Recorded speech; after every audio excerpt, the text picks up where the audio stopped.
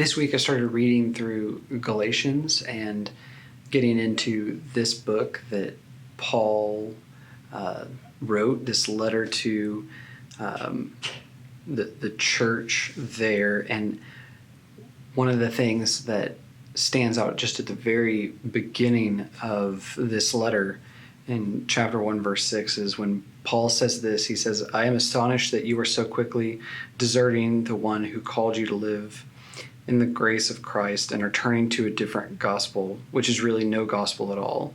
Evidently, some people are throwing you into confusion and are trying to pervert the gospel of Christ. But even if we or an angel from heaven should preach a gospel other than the one we preach to you, let them be under God's curse, as we have already said. So now I say again, if anybody is preaching to you a gospel other than what you accepted, let them be under God's curse. Am I now trying to win the approval of human beings or God?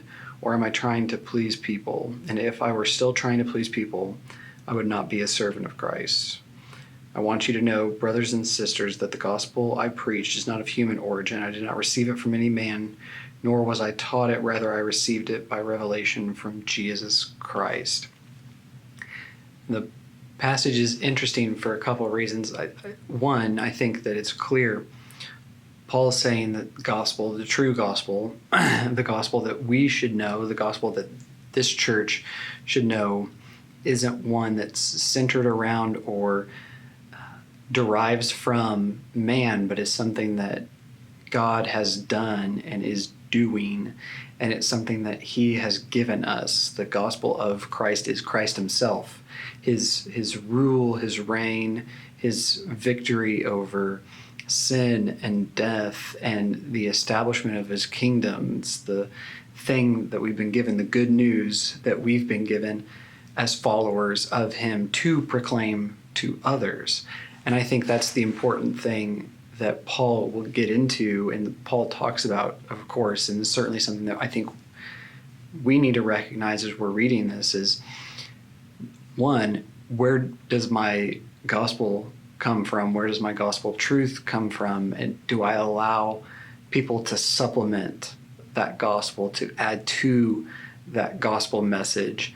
But then also, what am I doing with that message? I think that it's important to recognize when Paul, right after this passage, goes into this story, it's the story of how did he receive that gospel? And that gospel he received was through his Damascus Road experience. And we're not all going to have that experience. We're not all Paul, and we're not all going to be called to do the same things that Paul did, or that the Christian fathers and mothers and people before us have. We're not even going to be called to do the same things that we do in our church. We're a unique body. But we all have to respond to that gospel that we've been given, to that truth, to that good news. And I think one of the easiest ways is, how do you tell others about that good news? How do you proclaim the kingdom of Christ to others, maybe through your actions, through your words, through the way that you invite people? And I don't think we're all going to do that the same. But I think it's important for us to stop and reflect and think, how do I proclaim the gospel in my own life? And how is God calling me to proclaim that gospel in my life? And is that different than what I'm doing currently?